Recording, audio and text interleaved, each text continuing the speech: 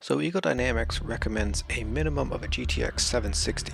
I happen to have a system with that, so let's see what kind of performance can you actually expect out of a 760. Thanks to the wonders of pause, here are some system specs if you're interested, to the two systems being compared. And here are the graphics settings that I'm using. For that low budget feel, I'll also be using an old joystick with no head tracking on the GTX 760 system.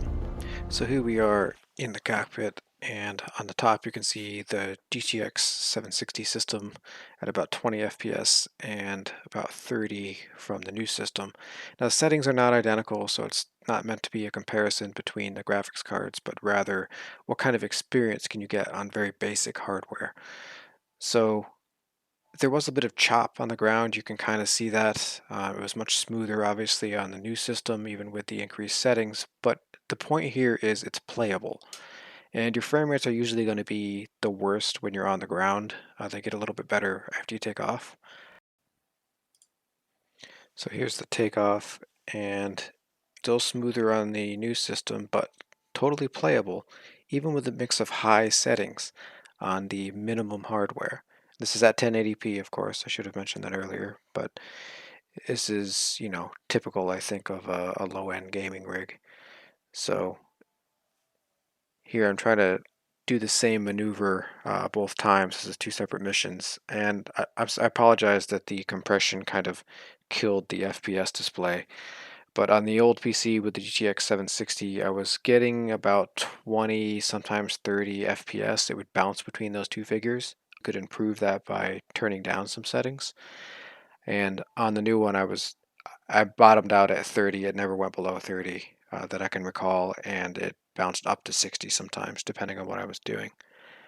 Now I'm doing this bridge duck maneuver, and the stick was a bit of a hindrance, but the frame rates I don't think really hurt me too much. I was able to pull that off successfully. It was easier with the HOTAS and head tracking and all that good stuff, but I could do it on the basic system. So here we are doing for a turn. I'm going to turn around and try to do a landing. But you see, you're looking around, the graphic fidelity, I have a hard time telling the difference between the two, even though the settings are higher on the new system. Still playable. You could turn it down if you wanted to, but still completely playable. And I think what we have to remember here is like 30 FPS sounds terrible, but it's not a quick twitch shooter, it's a flight sim. And for the most part, if you're holding 30 FPS, you're doing okay. You can still play.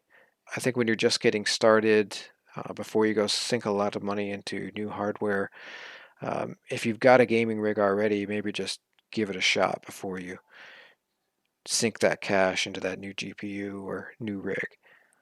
Now here I am on final, trying to do the landing, and you can tell that my approach was a lot better on the new PC because the head tracking allows me to look where I needed to look to line up that approach a little better. I'm still making big adjustments when I come in, and the frame rates drop as I get closer to the ground. You'll watch this. As I get closer to the ground, the frame rates drop 20 right there. So when you're close to the ground is when your frame rates are the worst. But when you're up in the sky, I was holding about 30 FPS, which is about all you need for DCS. I mean, obviously, if you want to push 4K, 144 hertz, you're going to pay for that. But for minimum settings, it's actually quite playable with a minimum hardware set that ED recommends. So I was surprised that it wasn't worse than it is. And again, frame rates could be improved by tweaking settings.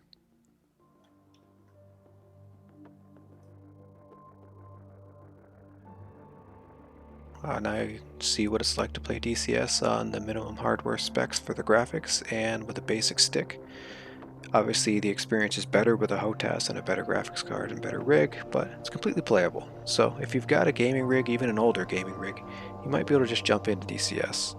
What I like to tell people to do is just download it, try it, see what happens. Hope that helps. I'm Jigsaw. Fly safe. Hope I see you up there.